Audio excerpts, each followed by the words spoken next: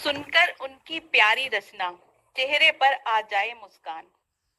सुनकर उनकी प्यारी रचना चेहरे पर आ जाए मुस्कान।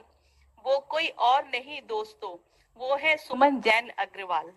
अब मैं आमंत्रित करती हूँ मेलबोर्न पॉइंट कुक से आदरणीय श्रीमती सुमन जैन अग्रवाल जी को। सुमन जी, मंच पर आपका स्वागत है। अब आप अपनी रचना हम सभी को सुनाइए।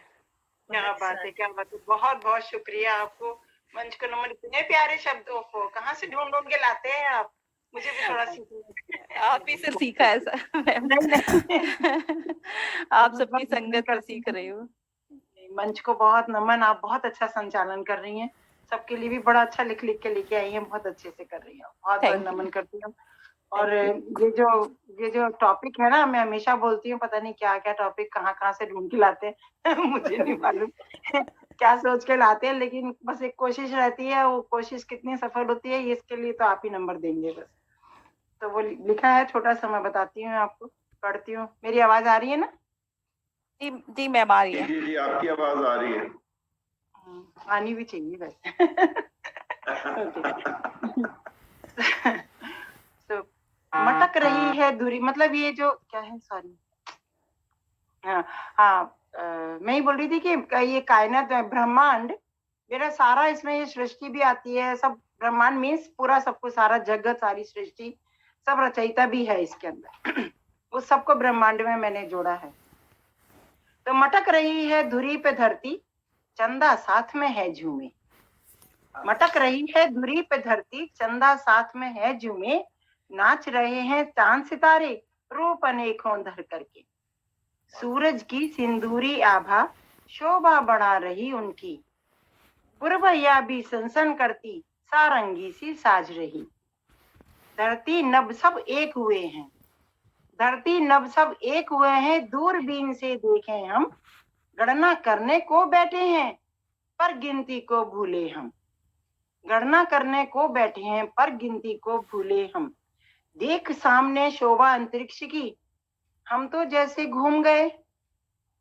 देख सामने शोभा अंतरिक्ष की, हम तो जैसे घूम गए। क्या क्या नहीं नजारे देखे, वर्णन करना भूल गए। क्या क्या नहीं नजारे देखे, वर्णन करना भूल गए। कहीं देवताओं की कतार, तो कहीं हरी भरी धरती। कहीं देवताओं की कतार, तो कहीं हरी भरी धरती। नदी पहाड़ जल प्रपात सब, गोद में प्रकृति के सजती। नदी पहाड़ जल प्रपात सब, गोद में प्रकृति के सजती। बाग बगीचे कंदराओं के, खेल निराले भी देखे। बाग बगीचे कंदराओं के, खेल निराले भी देखे। लदे फदे पेड़ कहीं तो खलियानों के रेले भी। लदे फदे पेड़ कहीं तो खलियानों के रेले भी। ये तो कायनात है सारी, लीलाधर की लीला है। मानव की बातों के संग झिंगुर की झींझी भी है। ये तो कायनात है सारी, लीलाधर की लीला है। मानव की बातों के संग झिंगुर की झींझी भी है। उड़ते फिरते परवाजों संग भ्रमरों की गुनगुन देखी। दूर कहीं से सुनी दहाड़ तो घिघियाती बिल्ली देखी। दूर कहीं से सुनी दहाड़ तो घिघियाती बिल्ली देखी। उड़ते फिरते नहीं, वर्णन करना मुश्किल है। वर्णन करना मुश्किल है, ये बात कही थी पहले भी। संपूर्ण जगत हो कायनात हो, विश्व रूप ब्रह्मांड बना। संपूर्ण जगत हो कायनात हो, ब्रह्म रूप विश्व रूप ब्रह्मांड बना। मैं भी उसी ब्रह्मांड का हिस्सा, मैं भी उसी ब्रह्मांड का हिस्सा आज रूबरू आई हूँ। भरकर सुमन कुछ अंजलि में, भर अंजलि सुमनों की, बस विस्मृति हो पाई हूँ। भर सुमन कुछ सुमनों की, बस विस्मृति हो पाई हूँ, बस विस्मृति हो पाई हूँ। एक दूसरा भाव है छोटा सा, कि एक वक्त था जब दुनिया चांद सितारे, पुराने वक्त में ये सब गणना के कोई इंस्ट्रूमेंट नहीं हुआ करते थे। तो उस वक्त लोग अपने चांद सितारों से और ऐसे गणना वणना करके सब बता देते थे सब।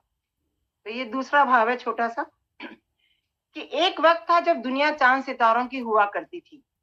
ब्रह्मांड सारा अपनी मुट्ठी में हुआ करता था। टिक टिक तो थी नहीं, घड़ी तो थी नहीं, फिर भी हर क्षण का हिसाब रहता था। कब सोना है, कब जगना है, कब क्या करना है, सूरज के जागने से, चांद के सोने से तय कर लिया जाता था।